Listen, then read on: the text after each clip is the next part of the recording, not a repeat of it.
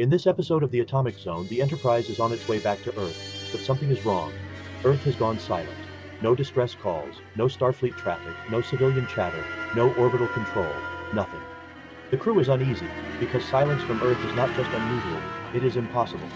As usual, the Enterprise is the closest Federation ship to Earth, so Kirk turns the ship around and heads home at top speed to find out what happened. On the bridge, everyone is doing their job, but nobody likes what they are seeing. Uhura keeps trying to raise the planet. Sulu keeps the ship moving. Spock studies the readings with cold precision. McCoy watches the others and quietly dreads the answer before they even have it. Then the Enterprise reaches Earth and the world below looks dead. The oceans are still there. The continents are still there.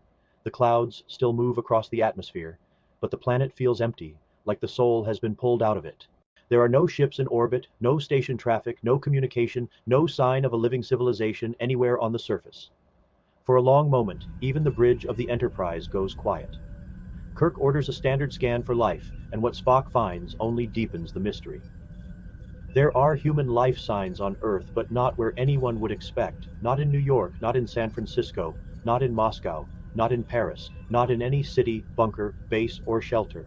The only human life signs on the entire planet are coming from a small island in the middle of the Pacific Ocean. Spock calls the result fascinating, which is Vulcan for deeply alarming. Kirk orders a landing party, but before anyone can beam down, Scotty reports that the transporter is malfunctioning. That is nothing unusual for the Enterprise at first. But then Scotty says something that makes no sense at all. He says the transporter is not simply broken, it is behaving as if transporting living matter is physically impossible. Scotty sounds offended by reality itself. He insists he is not a miracle worker, but this time even he cannot explain what the machine is telling him. So with the transporter out, Kirk boards his private shuttle with the ladies, while Spock, McCoy, and the rest of the landing party take the old busted Galileo 7 and descend through the clouds toward the last living corner of Earth. What they find there is not the desperate remnant of a fallen civilization. It is peace. A small island village survives in simple abundance. The people are healthy. The children are laughing. The sea is full of fish. The trees are heavy with fruit. There is no machinery, no panic, no sign that these people think they are the last survivors of an extinct world. And waiting for them is the man who seems to lead them, Fishman. He is calm, sun-worn, intelligent, and far less impressed by a Starfleet landing party than Kirk would have expected.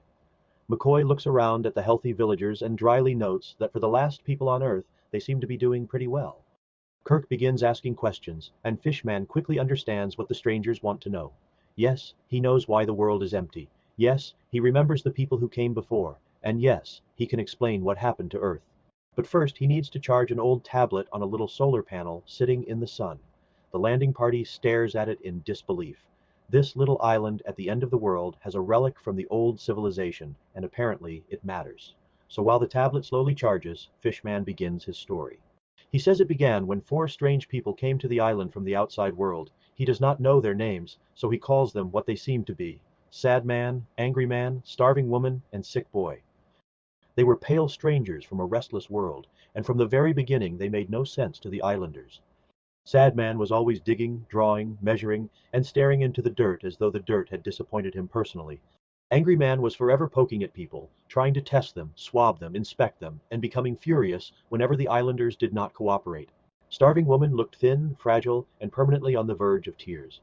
She fussed over the children, dressing them in outsider clothes, worried over everyone, and seemed horrified that anyone could simply live without fear. And Sick Boy loved the little devices they had brought with them more than he loved food, sleep, or common sense. Fishman says the 4 outsiders were loud, disruptive, and always deeply dissatisfied, even though they had landed in the middle of paradise. So he did what any sensible leader would do. He watched them. He spied on them. He tried to make sense of them. And the more he watched, the more he came to one conclusion. These people came from somewhere very advanced and very broken. Then one night, everything changed. The sky lit up. Strange forms, or lights, or presences appeared above the world. Fishman says no one could properly describe them, only that every human being on Earth saw them, and every human being heard the same message. The visitors said mankind would be granted one collective wish, one wish for the whole planet, 1 year to decide, one spokesman to speak for all of humanity. Fishman says the islanders did not fully understand it, but the outsiders did. After that night, the 4 strangers changed. Their radios crackled, their tempers worsened, their fear grew. They listened to reports from the outside world and realized something enormous was happening. Humanity, offered one impossible gift, immediately began to tear itself apart, trying to decide what it wanted. Nations argued, scientists argued, politicians argued, believers argued, armies moved, cities burned. Everyone wanted the wish, and no one could agree on what it should be. Fishman says it was as though the whole world had been handed a treasure so great that merely thinking about it drove people mad. On the island, the outsiders became more frantic by the week. They worked, they fought, they listened, they packed and unpacked their gear. They stared at the horizon like people who knew death was coming but had not yet decided from which direction. Eventually the four of them left the island. Angry man, starving woman, sad man, and sick boy went back into the collapsing world. Fishman never saw them again. And after they were gone, something remarkable happened. Life on the island became peaceful again. The animals returned, the children played, the people fished and laughed and slept and worked and loved, and for a little while it felt as though all the bothersome people in the world had simply gone away. Then exactly 1 year after the visitors first appeared, the visitors came back. This time they did not come as a promise. They came as a verdict. Fishman says they revealed the truth. The offer of a wish had been a ruse, a trick, a test designed to make a violent technological species destroy itself without the visitors having to lift a finger. In other words, humanity had not failed by accident. It had been nudged into failure. Spock finds that logic disturbingly efficient. McCoy finds it monstrous. Kirk finds it personal. But Fishman says the visitors were confused. Their plan had worked on the world, yet somehow this little island had survived. They could not understand why these people had not descended into chaos like everyone else. Fishman explained that the islanders had everything they needed already. They had food, family, shelter, water, sun, stories, and peace. They had never spent a year fighting over what to wish for because they did not feel the need to wish for anything at all. Then Fishman told the visitors something that seems to amuse him to this day. He told them his people had already made their wish. Long before they knew anyone was listening, they had wished that everyone who was bothering them would go away. And somehow, that wish had come true. The visitors, apparently bound by their own strange rules, then made an offer. Since these islanders had survived, and since they alone had not destroyed themselves, they would be allowed one true wish of their own. Kirk asks the obvious question, what did they wish for? Fishman says that was the problem. They could not think of anything. They gathered together and tried. They considered food, but they had food. They considered comfort, but they were comfortable. They considered safety, but they were safe. They considered power, and quickly realized they had no use for it. They simply did not have the kind of emptiness that creates grand wishes. Then Fishman remembered Sick Boy, the odd young outsider with the little box, the one thing that had delighted him more than anything else, that tablet. Fishman points to the little device now charging beside them in the sun, and says the answer was inside it all along.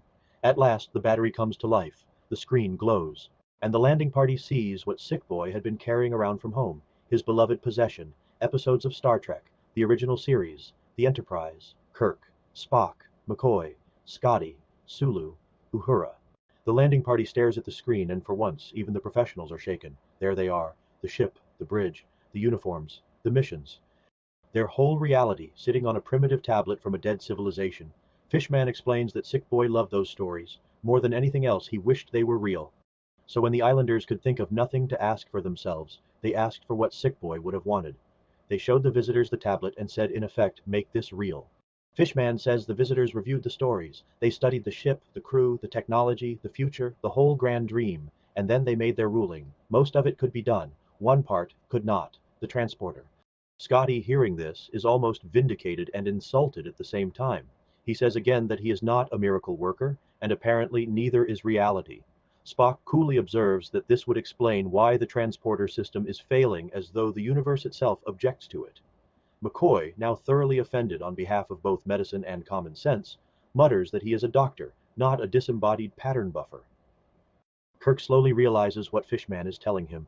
The dead Earth, the peaceful island, the ancient tablet, the impossible transporter.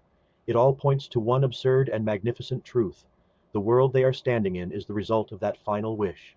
The old civilization destroyed itself. The islanders survived.